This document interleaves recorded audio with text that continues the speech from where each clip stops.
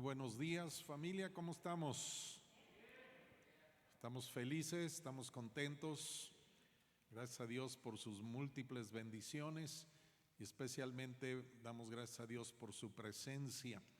Hoy tengo un tema especial para estas fechas. Vamos a abrir nuestras Biblias en Lucas capítulo 2 y quiero enfocarme en los primeros 20 versículos de Lucas capítulo 2. Si son tan amables de acompañarme por allá. Hay mucha enseñanza en este capítulo y quiero decirte que Lucas 2 es sin duda un capítulo lleno de eventos sobrenaturales. Y vamos a ver cuántas cosas pasan en este capítulo 2 de Lucas. Empezamos con el verso 1. Aconteció en aquellos días que se promulgó un edicto de parte de Augusto César, que todo el mundo fuese empadronado. Este primer censo se hizo siendo Cirenio gobernador de Siria, e iban todos para ser empadronados, cada uno a su ciudad. Y José subió de Galilea, de la ciudad de Nazaret a Judea, a la ciudad de David, que se llama Belén, por cuanto era de la casa y familia de David, para ser empadronado con María su mujer, desposada con él, la cual estaba encinta. Y aconteció que estando ellos allí, se cumplieron los días de su alumbramiento, y dio a luz su hijo primogénito, y lo envolvió en pañales, y le acostó en un pesebre, porque no había lugar para ellos en el mesón. Había pastores en la misma región que velaban y guardaban las vigilias de la noche sobre su rebaño. Y aquí se les presentó un ángel del Señor, y la gloria del Señor los rodeó de resplandor, y tuvieron gran temor. Pero el ángel les dijo: no temáis, porque he aquí os doy nuevas de gran gozo, que será para todo el pueblo, que os ha nacido hoy en la ciudad de David un Salvador, que es Cristo el Señor. Esto os servirá de señal: hallaréis al niño envuelto en pañales, acostado en un pesebre. Y repentinamente apareció con el ángel una multitud de las huestes celestiales que alababan a Dios y decían: gloria a Dios en las alturas, y en la tierra paz, buena voluntad para con los hombres. Sucedió que cuando los ángeles se fueron de ellos al cielo, los pastores se dijeron unos a otros: pasemos pues hasta Belén y veamos esto que ha sucedido y que el Señor nos ha manifestado. Vinieron pues apresuradamente y hallaron a María y a José y al niño acostado en el pesebre, y al verlo dieron a conocer lo que les había dicho acerca del niño. Y todos los que oyeron se maravillaron de lo que los pastores les decían. Pero María guardaba todas estas cosas, meditándolas en su corazón. Y volvieron los pastores glorificando y alabando a Dios por todas las cosas que habían oído y visto, como se les había dicho. Bendito Padre, en esta mañana queremos dar gracias, Señor, por este tiempo tan importante. Gracias, Señor, porque estamos en un tiempo en que muchos están recordando el nacimiento de Jesús, el cumplimiento de la venida del Mesías, del Salvador, del que nos iba a librar de nuestro pecado. Gracias, Señor, por haber enviado a tu Hijo. Gracias porque de tal manera amaste al mundo que enviaste a tu Hijo unigénito, para que todo aquel que en él crea no se pierda, mas tenga vida eterna. Abre por favor en esta mañana nuestro corazón y nuestra mente para escuchar tu corazón y para ser transformados por tu palabra, por Cristo Jesús, y a ti daremos el honor y la gloria. Amén, amén. Puede tomar su asiento. Amén. Ok, entonces Lucas, como dije hace un momento, es un capítulo lleno de eventos sobrenaturales. Y como escritor en su evangelio y también en los Hechos de los Apóstoles, notamos que Lucas siempre es muy preciso. Siempre es un escritor que pone atención en los detalles. ¿Cuántos saben que Lucas no era de los 12 apóstoles, pero era un seguidor, un discípulo de Jesús, era médico de profesión, y después del capítulo 16 de Hechos empieza a acompañar a Pablo en todos sus viajes misioneros? Pero también muchos estudiosos de la Biblia y de la historia cristiana creen que Lucas se entrevistó con María, la madre de Jesús, en Cesarea de Filipos durante los 2 años en los que Pablo estuvo encarcelado ahí. O sea, 2 años tuvo para entrevistarse con María y enterarse de muchos detalles de esta historia. De hecho, en Lucas 2 hay muchos detalles de el nacimiento de Jesús que no aparecen, y también de la niñez de Jesús, que no aparecen en los demás evangelios. Pero sabemos que todos estos eventos eran exactamente como está escrito en la palabra de Dios. ¿Cuántos confían en su Biblia? Bueno, solo la mitad. Espero que esto cambie. Puedes confiar en tu Biblia. Puedes confiar en lo que está escrito ahí. Y ahora no voy a meterme en los versículos que voy a mencionar, pero imagínate cuántas profecías sobre el Mesías se cumplieron al 100% en Jesucristo. Y no voy a dar la lista de más de 300 profecías del Antiguo Testamento que hablan del Mesías. Sencillamente te voy a leer una lista de los que tomé, que tienen que ver de lo que sucede hasta su nacimiento. Hasta su nacimiento. Los que han tomado los cursos básicos ya han estudiado esto con nosotros. Primero en Génesis 3:15, la profecía de Dios. A ver, en Génesis 3:15 el Señor dijo que tenía que venir de la simiente de la mujer. No sé si lo sepa, pero hay una religión muy fuerte en el mundo hoy en día que cree que no es posible que el Mesías venga por la mujer, que tiene que venir a través del varón. Imagínate un varón embarazado. Algunos ya parece que están, pero bueno, no es. Ok, imagínate, simiente de la mujer. Y el Señor profetizó ahí en Génesis 3:15 que así como la serpiente había mordido el calcañar, o sea, afectado el caminar de Adán, del hombre en ese momento, dice que la simiente de la mujer iba a pisarle la cabeza, le iba a aplastar la autoridad a Satanás. Y esto ocurre en la persona de Jesucristo. También nos dice en Génesis 12, verso 3, que iba a ser de la simiente de Abraham. En ti serán benditas todas las familias de la tierra. También en Génesis 17, 19, tenía que ser de la simiente de Isaac. También en Génesis 49:10 tenía que venir de la tribu de Judá. También en Isaías 9, verso 7, que vamos a leer en un momento más, tenía que ser heredero del trono de David, el rey de Israel. En el profeta Miqueas, capítulo 5, verso 2, dice la escritura que tenía que nacer en Belén. En un momento más vamos a ver este versículo que es demasiado importante. Y en Isaías 7, verso 14, nos dice la escritura que tenía que nacer de una mujer virgen. Imagínate que estas palabras proféticas ocurren cientos de años antes del nacimiento de Jesús. Cientos de años antes los detalles estaban profetizados. En una ocasión hay un pastor que estaba en una discusión, estaba en un debate con un ateo que estaba queriendo descomprobar este ateo la Biblia, diciendo que la Biblia estaba llena de mitos, que estaba llena de leyendas que no tenían sentido. Y en ese debate el ateo, un hombre muy reconocido porque ha escrito muchos libros, ahora ya no es ateo porque ya murió, pero bueno, esa es otra historia. Pero dentro de sus declaraciones este hombre dijo que Jesús había manipulado todos los hechos para ser la persona que cumpliera las profecías del Mesías. Y entonces el pastor le responde: ¿y cómo manipuló Jesús antes de nacer? A ver, ¿cómo manipuló Jesús antes de nacer? Su linaje, su ciudad de nacimiento, que naciera de una mujer virgen, que fuera descendiente de David, de Judá, de Jacob, de Isaac, de Abraham. ¿Cómo manipuló antes de nacer? Y el otro se quedó callado. No es posible. Esto está comprobado. Jesús nació y no sé si te has dado cuenta, pero la historia humana se partió en dos a partir del nacimiento de Jesús.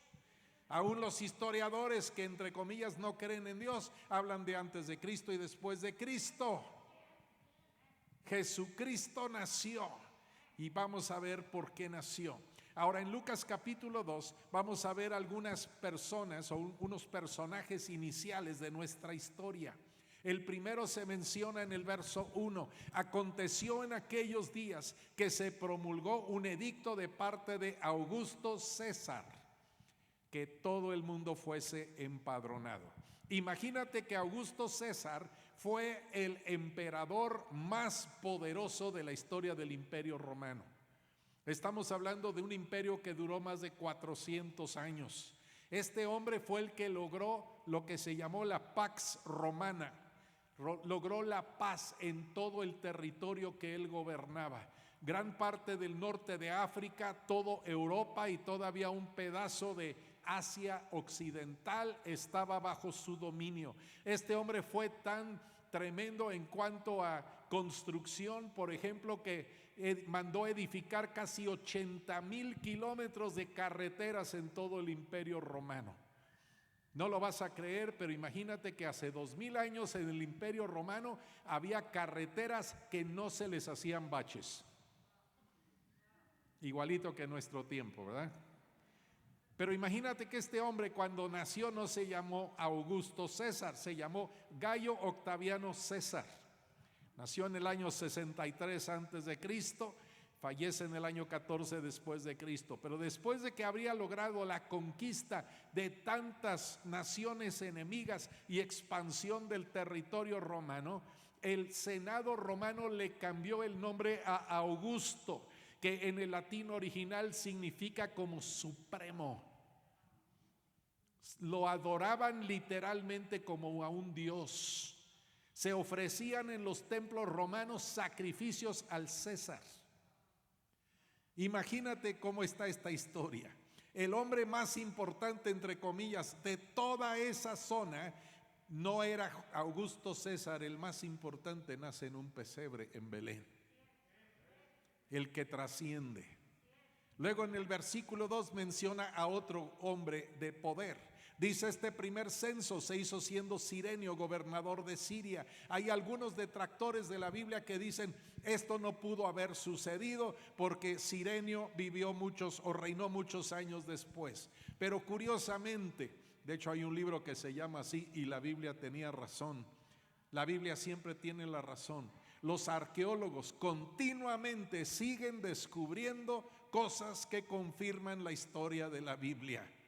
Y entonces ahora se ha descubierto que Cirenio gobernó no solamente esa zona de Israel, lo que era Judea, ¿verdad? También gobernó Turquía y Siria desde el año 12 antes de Cristo hasta el año 3 antes de Cristo. Fue su primer gobierno y luego otra vez gobernó desde el año 6 hasta el año 10 después de Cristo.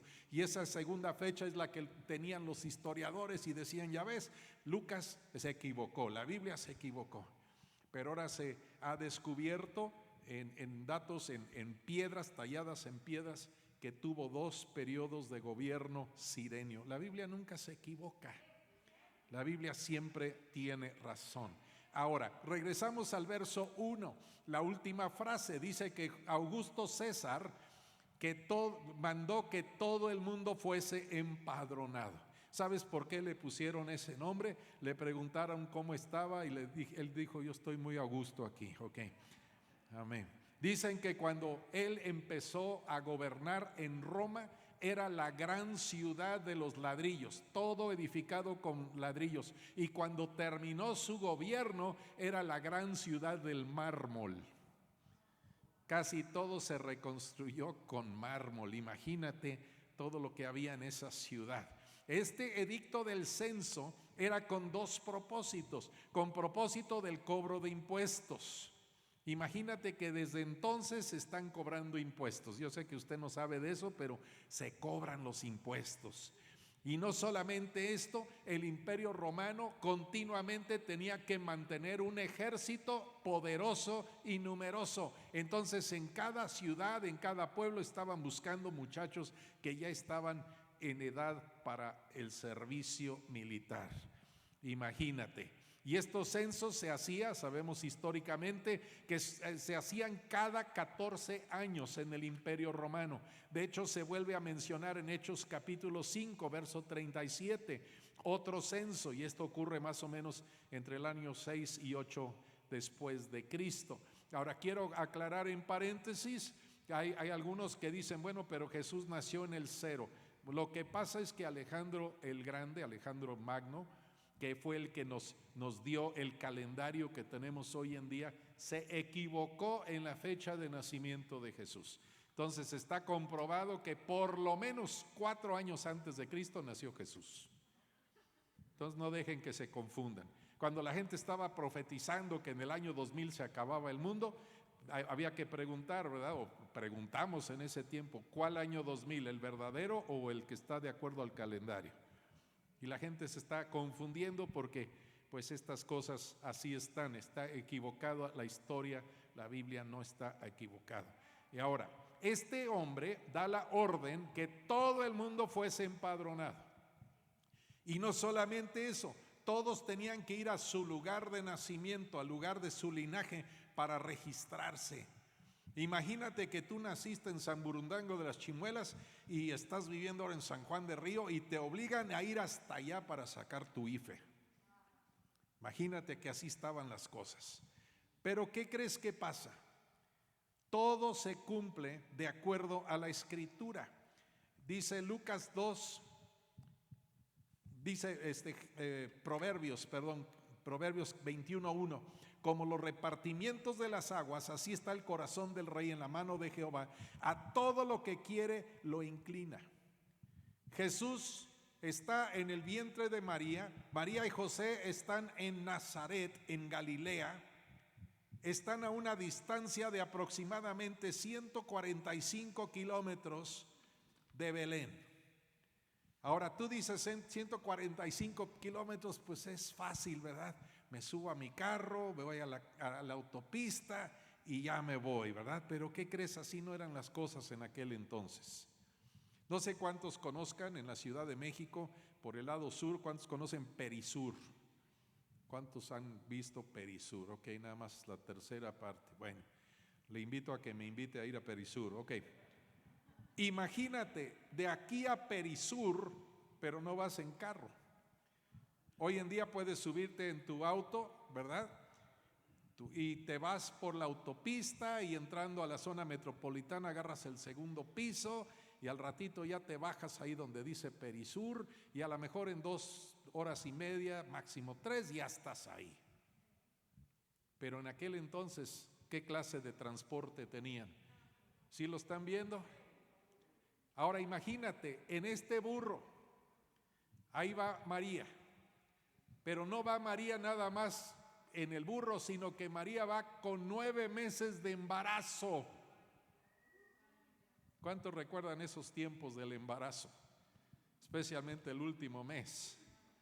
Recuerdo cuántas veces teníamos, porque también yo estuve embarazado, mi esposa perdió la panza, a mí se me quedó, bueno, pero teníamos amenaza de aborto. De hecho, perdimos 4 bebés y gracias a Dios, Dios nos bendijo con Sammy y con Annie, gracias a Dios. Pero imagínate echarte ese viaje, se llevarían por lo menos 8 o 9 días para llegar desde Nazaret hasta Belén. ¿Por qué tenían que llegar a Belén? Porque Dios dijo que el Mesías iba a nacer en Belén. Dios no se equivoca. El Señor no podía nacer en Nazaret, tenía que nacer en Belén. Así estaba predicho. Wow, cientos de años antes de Cristo. Amén. El profeta Miqueas, capítulo 5, versículo 2. Quiero que escuches. Pero tú, Belén Efrata, pequeña para estar entre las familias de Judá, de ti me saldrá el que será Señor en Israel, y sus salidas son desde el principio, desde los días de la eternidad. Aquí está hablando algo muy importante en la palabra profética de Miqueas. Está diciendo que Jesús es eterno. Jesús no empezó con María. Jesús es eterno desde antes de María. Y Jesús sigue siendo eterno. Jesús tenía que nacer. Ahora imagínate si se hubiera equivocado. Jesús no sería el Mesías. Imagínate que el parto le hubiera agarrado en el camino, con tanto brinco. ¿Qué clase de sendas y de veredas crees que había por ahí? Ahora, vea por favor, estamos en Lucas capítulo 2. Lucas capítulo 2. Dice, y José subió de Galilea a la ciudad de Nazaret. Estaba viendo un comentario de una persona que dice, ya ves, ahí también se equivocó la Biblia. ¿Cómo que subió? Si Galilea está al norte y Belén está hacia el sur. Pero si lo ves topográficamente, estás trepando montaña desde que sales de Nazaret hasta que llegas a Belén. Entonces subió a Belén. El Señor no se equivoca. Ahora también quiero mencionar tantito lo de el desposorio. No estaba casado todavía con María, dice estaba desposada con él, la cual estaba encinta. Por eso ya no grabamos en cassette, porque no queremos estar en cinta, ¿verdad? No, esa es otra cosa, ok.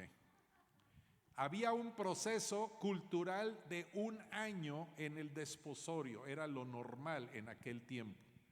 Ya hacían su fiesta de desposorio, no había intimidad, pero ya estaba el compromiso. Y era tan fuerte el compromiso, con este hombre me voy a casar o con esta mujer me voy a casar, que si llegaras a tener que ver con otra persona, ya se te consideraba una persona adúltera.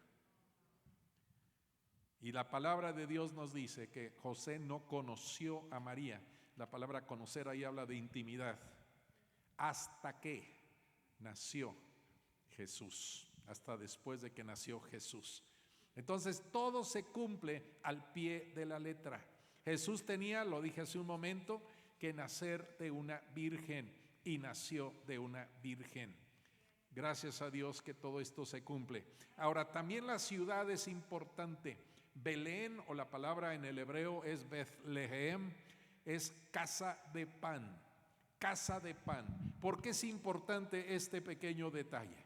Pues no es tan pequeño el detalle, es bastante grande. Porque Belén es importante por la productividad de sus campos y se le conocía como la canasta de pan para toda la zona de Judea. O sea, toda Judea comía de lo que producía Belén. Pero casa de pan también, ¿por qué? Porque Jesús es el pan de vida. Jesús es el maná que descendió del cielo. Juan capítulo 6, versículo 32 al 35. Juan 6, 32 al 35. Y Jesús les dijo, de cierto os digo, no os dio Moisés el pan del cielo, mas mi Padre os da el verdadero pan del cielo. Porque el pan de Dios es aquel que descendió del cielo y da vida al mundo. ¿A qué vino Jesús? A darnos vida. Y verso 34 dice, le dijeron, Señor, danos siempre este pan. Y se oye en la camionetita, ¿verdad? Panadero con el pan, ¿cómo se oye, verdad? Jesús les dijo, yo soy.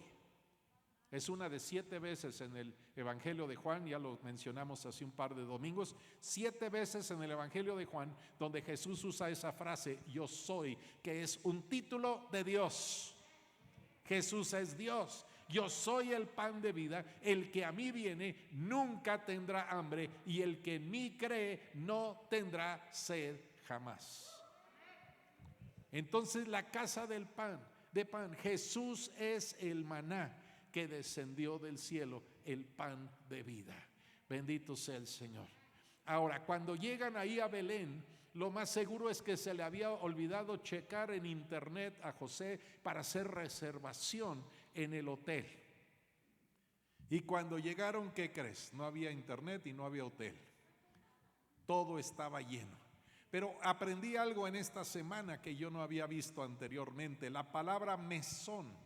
La palabra mesón no está hablando de un hotel como tú y yo podríamos imaginarlo en este tiempo, sino cuántos saben que en ese tiempo y todavía hoy en día hay caravanas que cruzan los desiertos, que cruzan toda esta zona. Tienes la foto de la caravana, miren nomás. Y entonces las caravanas tenían los lugares donde paraban. Normalmente eran más o menos cada 20 a 30 kilómetros, dependiendo de cómo estaba la tierra donde estaban cruzando, si era muy montañoso, si iba todo en plano, ¿verdad?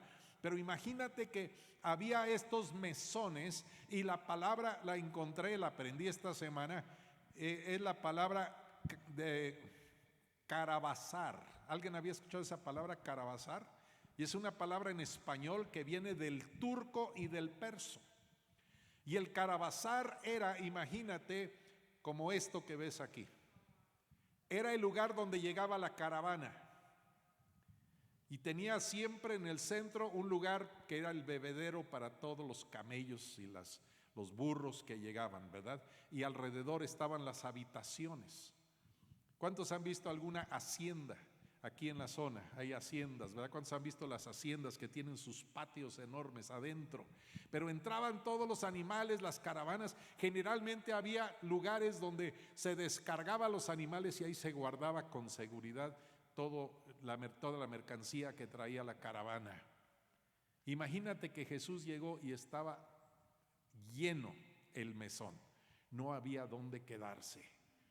Y entonces un caravasar, dice el Wikipedia, te voy a dar la definición: una edificación surgido a lo largo de los principales caminos, donde las caravanas que hacían largos viajes de muchas jornadas de comercio, peregrinaje o aún militares podían pernoctar, descansar y reponerse los viajeros y sus animales. Normalmente llegaban a este lugar y se quedaban 2-3 días para recargar las baterías. Entonces José y María están buscando una posada, un lugar para quedarse. Y quiero decirte que hasta el día de hoy Jesús sigue buscando posada. Jesús está tocando la puerta de tu corazón. Dice Apocalipsis 3, verso 20: He aquí yo estoy a la puerta y llamo. Si alguno oye mi voz y abre la puerta, entraré a él y cenaré con él y él conmigo. Jesús está buscando posar en tu vida. Jesús quiere entrar a tu vida, a tu corazón. Jesús no quiere estar de visita nada más. Jesús no quiere estar como algunos tienen a Jesús, de tiempo compartido. El domingo te comparto un ratito, Señor, mi corazón, y lo demás de la semana es para mí. Jesús quiere venir a hacer la palabra que usa en el griego original, quiere hacer su tabernáculo en tu corazón, su vivienda permanente en tu corazón. Ahora, sabemos que Jesús es el primogénito de María, y es importante esto. Te podría dar más de una docena de citas bíblicas que lo confirman, pero nada más en el 2 verso 7 de Lucas dice: y dio a luz a su hijo primogénito. ¿Qué significa primogénito? El primero. Si es el primero, ¿qué significa? Que hay otros más. Y esto, repito, se dice en muchas citas bíblicas. Nada más te quiero leer en Mateo 13, 55 y 56. Dice: ¿no es este el hijo del carpintero? ¿No se llama su madre María y sus hermanos Jacobo, José, Simón y Judas? ¿No están todas sus hermanas con nosotros? ¿De dónde pues tiene todas estas cosas? Aquí habla de los hermanos de Jesús. Una vez un religioso estaba discutiendo conmigo, dice: no, María es perpetuamente virgen. Quiero decirte que tener más hijos no le quita nada a María. Al contrario, en la Biblia tener muchos hijos era bendición de parte de Dios. Pero hay otro problema.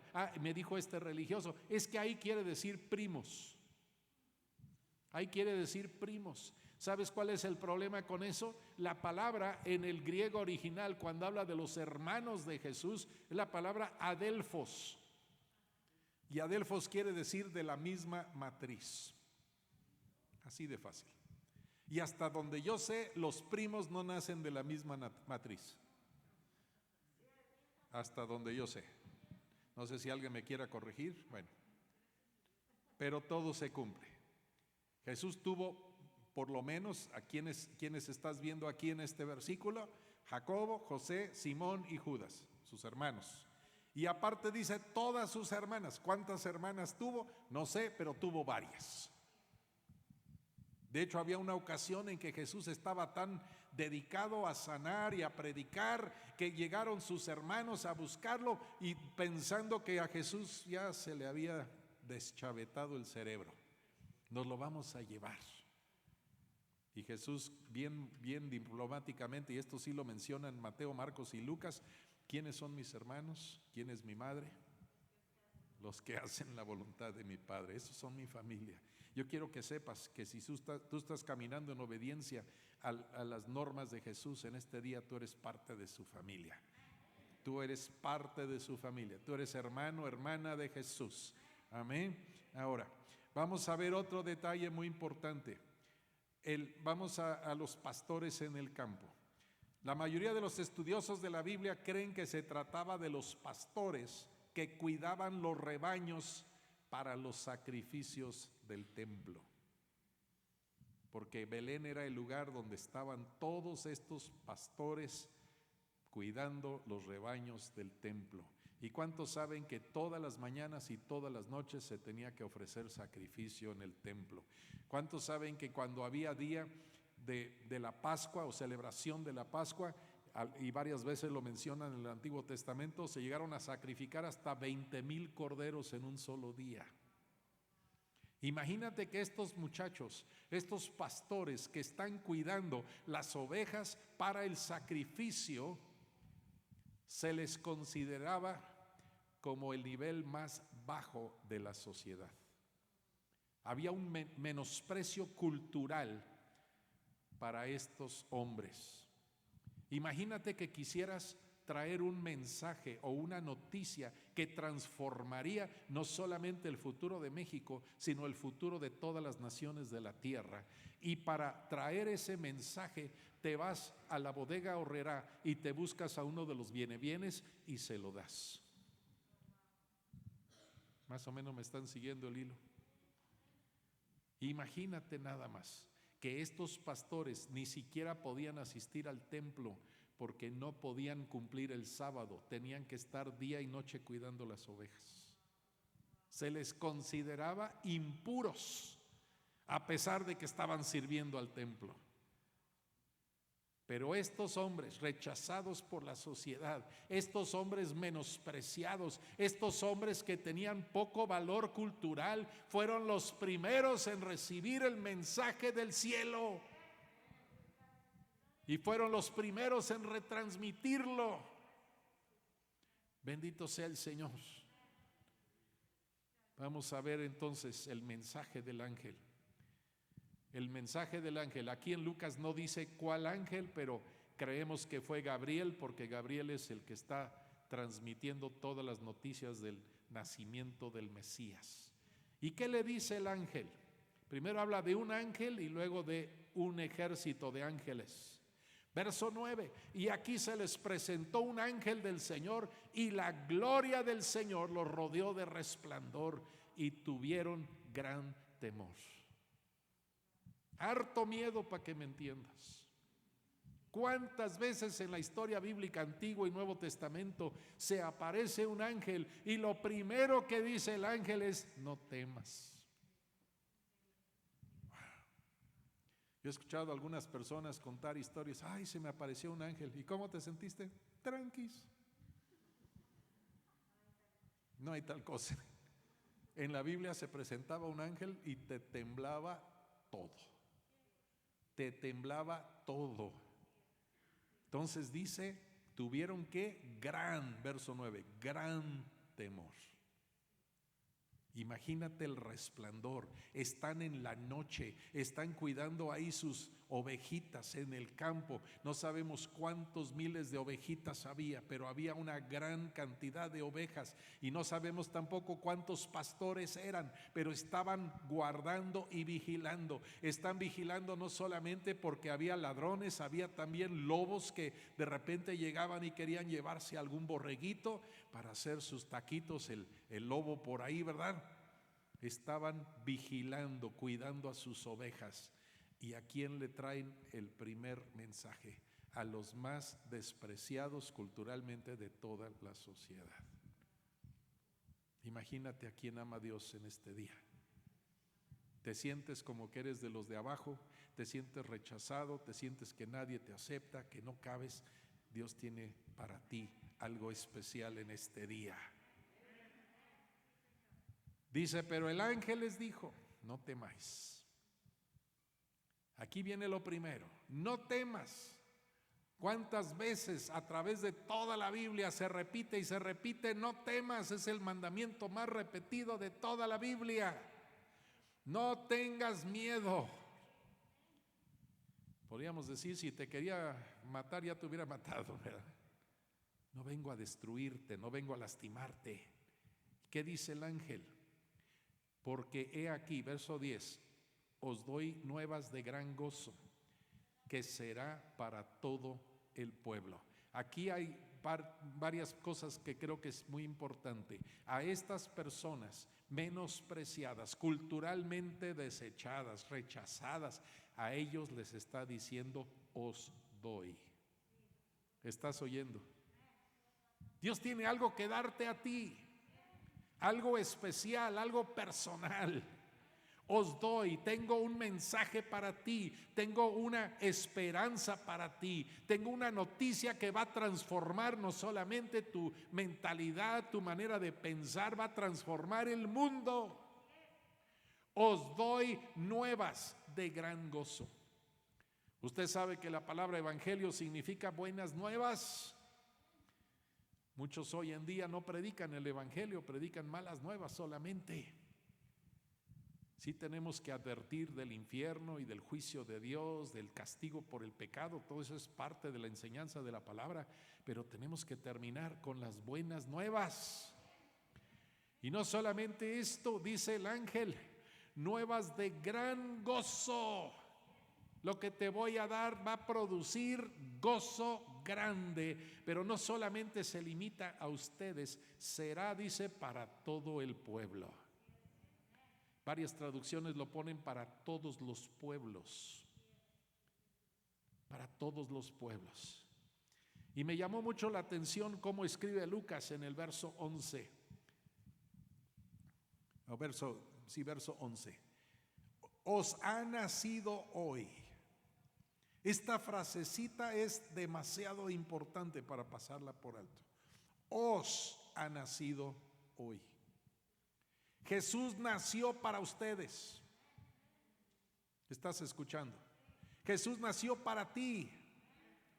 Ahora, algunos van a decir, bueno, Jesús no nació el 25 de diciembre. Así es, Jesús no nació el 25 de diciembre. La Biblia no nos dice qué día exactamente nació Jesús. Yo creo que si Dios hubiera querido, nos hubiera dicho. Tal día, a tal hora nació Jesús y aquí está su acta de nacimiento. Está registrado y todo, ¿no? Pero Jesús nació.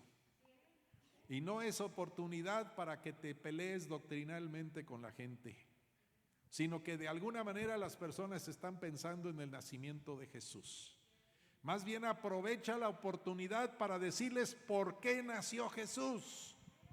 Y ahorita lo vamos a saber. Dice en el verso 11, os ha nacido hoy. Y quiero ver en Isaías 9, versos 6 y 7.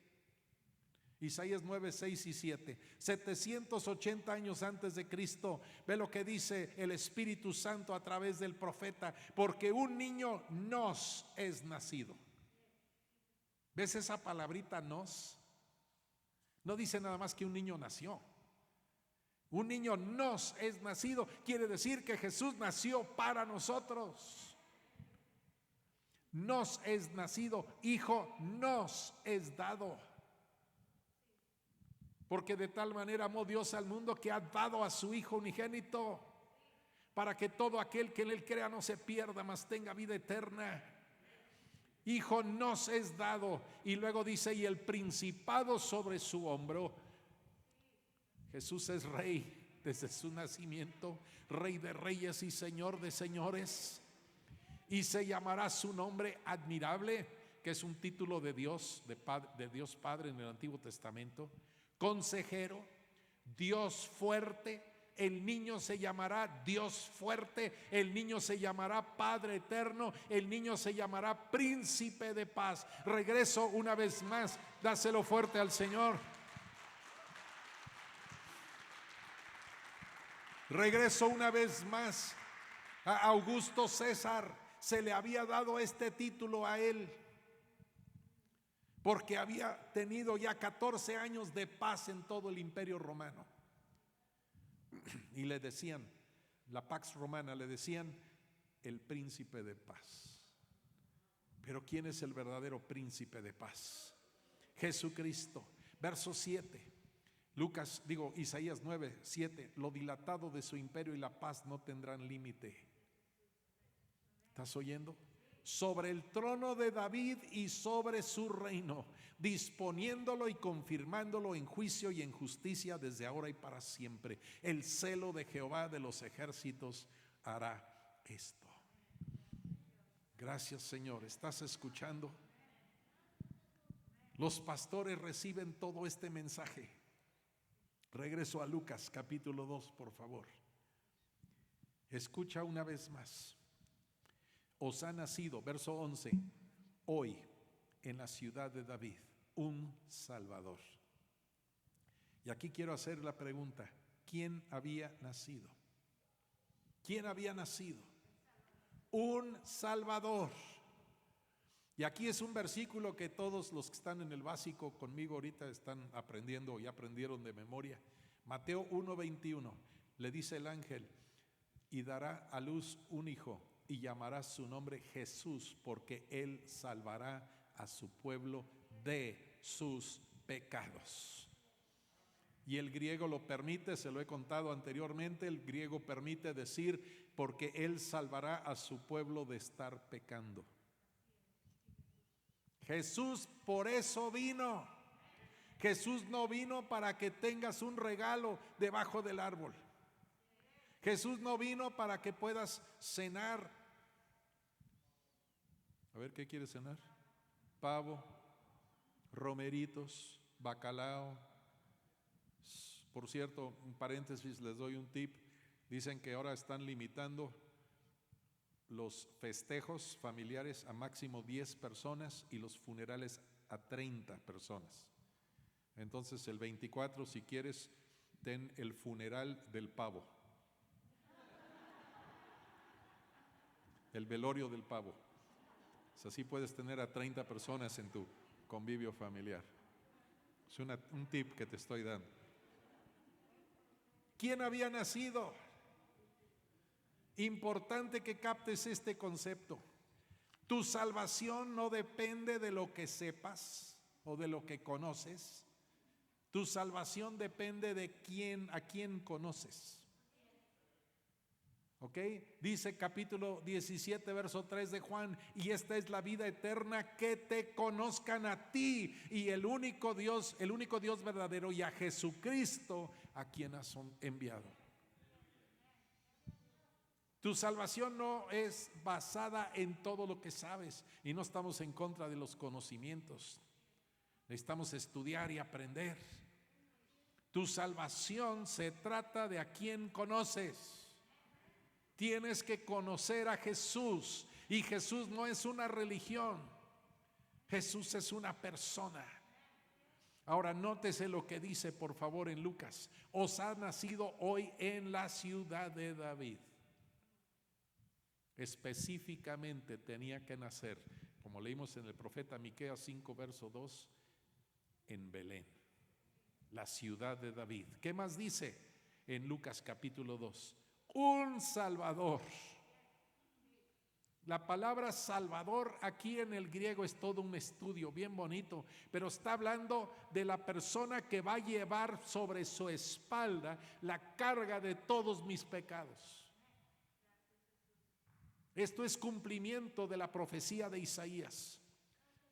Isaías 53, por cierto, escrito, repito, casi 800 años antes de Cristo, pero escrito como si fuera un testigo ocular del arresto, la tortura, la muerte y resurrección de Jesús. Isaías 53, 5 y 6 dice: mas él herido fue por nuestras rebeliones, molido por nuestros pecados, el castigo de nuestra paz fue sobre él, y por su llaga fuimos nosotros curados. Todos nosotros nos descarriamos como ovejas, cada cual se apartó de su camino, mas Jehová cargó en él el pecado de todos nosotros. Esa palabra carga, ahí está. Entonces es el que llevaría la carga de nuestros pecados. ¿A cuántos nos han pesado nuestros pecados? Si no te pesa tu pecado es porque todavía no has abierto los ojos. Cuando ya te das cuenta que puedes llevar ese pecado y a través de la confesión y el arrepentimiento depositarla sobre Jesús. Jesús en esa cruz llevó la carga de tus pecados, de mis pecados, y compró nuestra salvación. Bendito y alabado sea su nombre.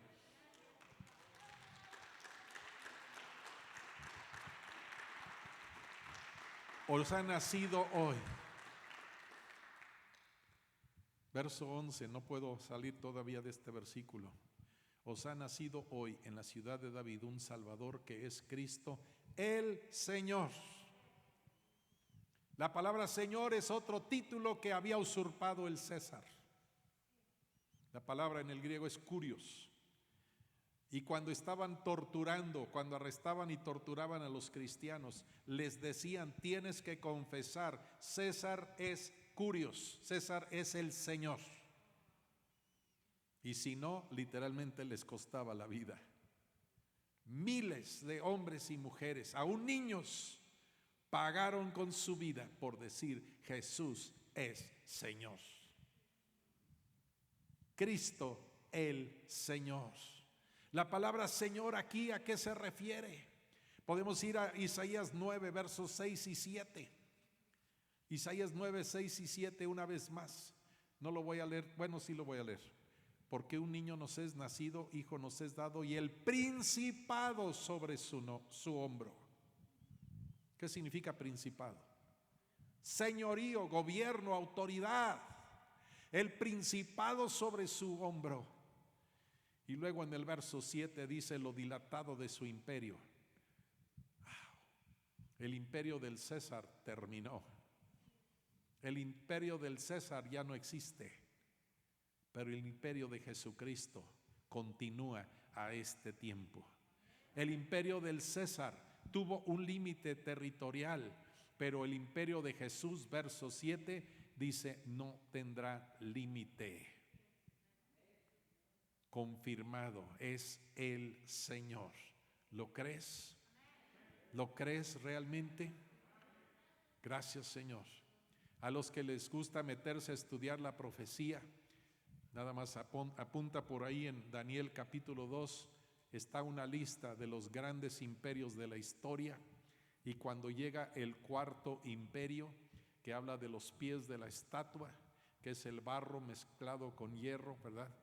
Llega una piedra cortada por mano de Dios que rompe, desmenuza completamente esa estatua, y dice que esa piedra crece para ser un gran monte, y el imperio de esa, lo que fue la piedra, representa a Jesucristo. Ese imperio no termina nunca. Dice Daniel 2:44: y en los días de estos reyes el Dios del cielo levantará un reino que no será jamás destruido, ni será el reino dejado a otro pueblo. Desmenuzará y consumirá a todos estos reinos, pero Él permanecerá para siempre. Jesucristo es el Señor, Rey de reyes y Señor de señores. Rey de reyes y Señor de señores. Su reino permanece para siempre. Bendito sea el Señor. Gracias a Dios. Y luego les dice: esto os servirá de señal. El Señor siempre habla específicamente, ¿verdad? Hallaréis al niño envuelto en pañales, acostado en un pesebre. Esa palabra pañal a lo mejor tú lo interpretas como clean bebé, pero eso no está en el griego. Imagínate que en esos tiempos a los bebés, pues normalmente era un cuadrado de tela el que se usaba, se doblaba como triángulo. No sé, todavía alguna de las abuelas le tocó algún pañal de esos, ¿verdad? Algunos por ahí, bueno. Imagínate, y ese era el pañal. Pero aquí la palabra pañal es más amplio, porque en esos tiempos, en esa cultura, por los primeros 2 meses de la vida del bebé, acostumbraban envolverle las piernitas con casi 6 metros de una tira de tela para que las piernitas crecieran derechito. Van a encontrar a un bebé que está envuelto de esta manera, pero no va a estar en una cuna, sino va a estar en un pesebre. Y curiosamente la palabra pesebre aquí, muchos tienen la idea porque lo ves en el nacimiento que pusiste ahí abajo de tu arbolito, ¿verdad? La palabra pesebre en ese tiempo no era como lo pensamos hoy en día. La palabra pesebre generalmente estaba tallada en piedra. Imagínate, esto es un pesebre. Es en un lugar de donde se comían, donde comían los animales. También hay unos más elegantes, pásame al otro por favor. Imagínate esto, es un pesebre. Pues cabe fácilmente un bebé ahí. No había una cuna, pero este que vino a nacer en ese lugar era la roca. ¿O no? ¿Quién es la roca? Jesús es la roca sobre la cual fundamentamos nuestra fe y nuestra salvación. Y empieza su vida en un pesebre tallado en piedra. Y se han encontrado en esa parte del mundo literalmente cientos de estos pesebres de piedra. Este no es el lugar normal donde vas a encontrar a un bebé. No le dijo a los pastores, váyanse allá a la calle, a la avenida Juárez, hay una maternidad por allá, por el centro, si se acuerdan, por ahí lo van a encontrar. No. Vayan al lugar menos pensado y ahí van a encontrar a Jesús. Jesús está en el lugar donde menos piensas. Gracias, Señor. Y verso 13, de repente cambia, porque dice repentinamente, cambia el escenario. Ya había gloria que había envuelto a los pastores. En esa noche tan oscura, de repente había un resplandor. Un resplandor me habla de una luz que hasta me lastima la vista. Pero dice, repentinamente apareció con el ángel una multitud de las huestes celestiales que alababan a Dios y decían, gloria a Dios en las alturas y en la tierra paz, buena voluntad para con los hombres. Es algo que Dios nos ha estado hablando desde hace 3 años y lo hemos repetido. Es el tiempo de la buena voluntad de Dios para los hombres. Es el tiempo que te arrepientas y vas a acceder a la buena voluntad de Dios para tu vida. Dios no quiere ser el que te castiga. Dios no quiere que pases la eternidad en el infierno. Dios quiere que te arrepientas, que procedas al arrepentimiento, que coseches su bendición y su buena voluntad. Esta hueste de ángeles, ¿cuántos son? Los ángeles son mencionados en 34 libros de la Biblia, 17 en el Antiguo Testamento y 17 en el Nuevo Testamento. ¿Cuántos ángeles serán? Ahí originalmente en el hebreo, en el griego, ¿qué crees que dice? Un chorro. La palabra es titipuchal, para que me entiendas. ¿Cuántos ángeles hay? Vamos a Apocalipsis 5, 11 y 12 y estamos hablando de los ángeles que están a servicio de Dios y a servicio del pueblo de Dios. Ve cuántos hay. Y miré y oí la voz de muchos ángeles. ¿Cuántos? Alrededor del trono y de los seres vivientes y de los ancianos, y su número era ¿cuántos? No dice nada más millones, ¿qué dice? Millones de millones. Que decían a gran voz, el cordero que fue inmolado es digno de tomar el poder, las riquezas, la sabiduría, la fortaleza, la honra, la gloria y alabanza. Aquellos pastorcitos que están cuidando las ovejas, que son preparados para el sacrificio por los sacerdotes allá en el templo de Jerusalén, llevaron el mensaje hacia la ciudad diciendo, ha nacido otro cordero. Es el Cordero de Dios que quita el pecado del mundo. ¿Qué pasa con estos hombres, los pastores? Ya voy a terminar. No te creas, vas lento. No, sí, ya vamos a terminar. ¿Qué hacen estos hombres?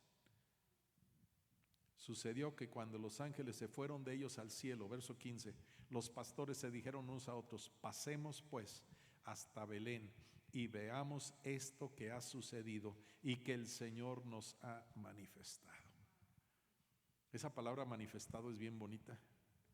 Te habla de una revelación de algo que estaba escondido por mucho tiempo. El Señor ha traído manifestación, revelación para este tiempo. Y dice: vinieron pues apresuradamente. Hay prisa, hay prisa. Y dice el apóstol Pedro en Hechos 4, verso 20: no podemos dejar de decir lo que hemos visto y oído. Ya viste, ya oíste. ¿Qué estás haciendo con la información que tienes?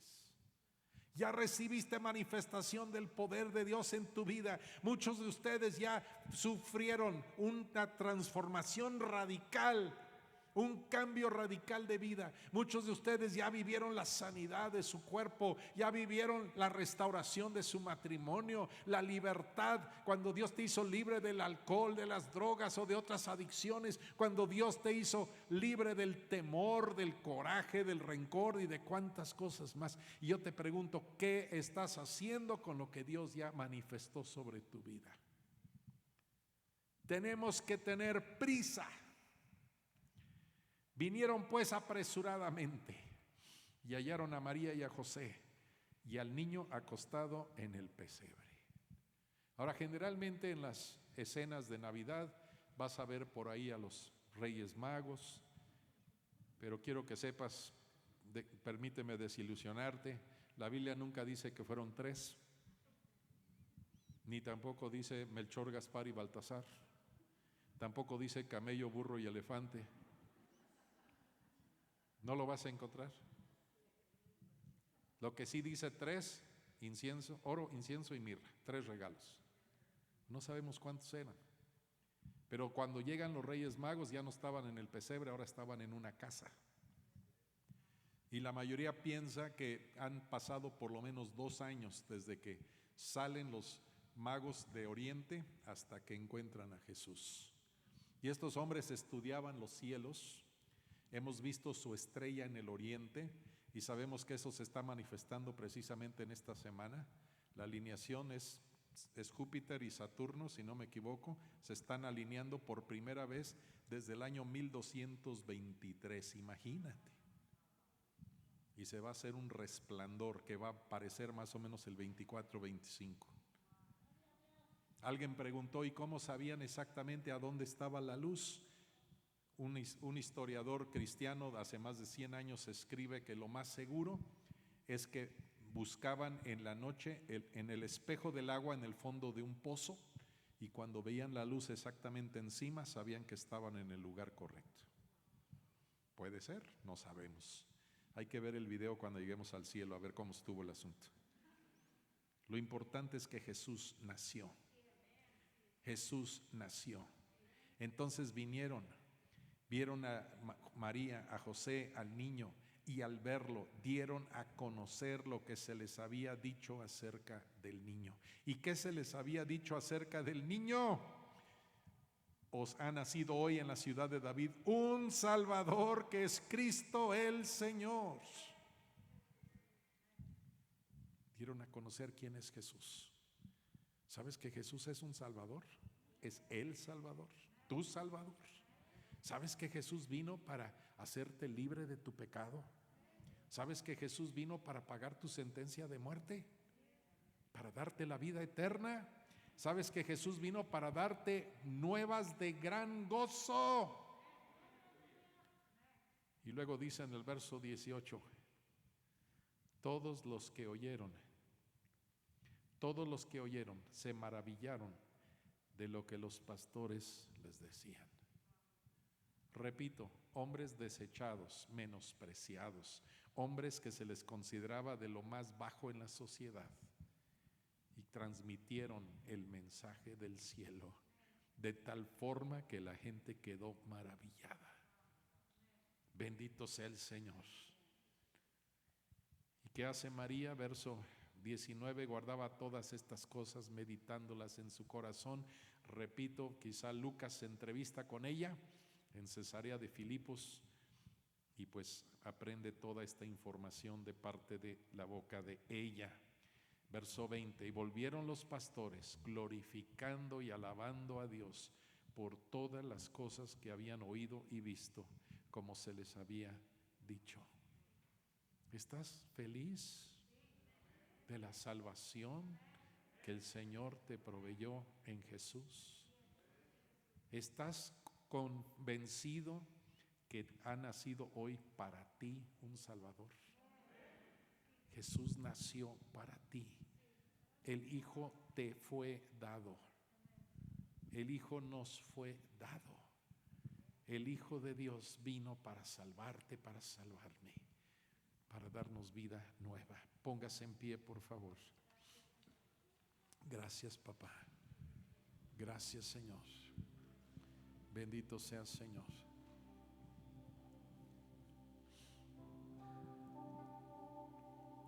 Bendito Padre, pedimos en este momento que puedas abrir un corazón.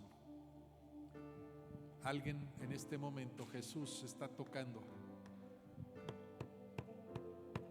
en la puerta de su corazón. La chapa está por dentro. Tú tienes que ejercer tu voluntad y abrirle la puerta. Decirle: Señor, entra a mi vida. Toma el control de mi vida. Tú eres mi único Salvador. Tú eres el que llevaste mi pecado. Tú llevaste la carga de mi iniquidad. Tú pagaste mi sentencia por mi pecado. Tú liquidaste esa sentencia y compraste mi salvación. Tú eres mi Salvador. Declaramos con nuestras bocas: Jesucristo es nuestro Señor. Jesús es mi Señor. Y creo en mi corazón que Dios le levantó de los muertos. Recibimos tu salvación en el nombre de Jesús. Si usted no está seguro, plenamente seguro de su salvación, así de fácil, usted puede hacerlo. Abre su corazón. Dile: Señor, abro mi corazón a ti. Renuncio a mi pecado. Te entrego las riendas de mi vida. Reconozco mi necesidad de un Salvador. Me arrepiento de mi pecado. Abrazo a mi Salvador en el nombre de Jesús.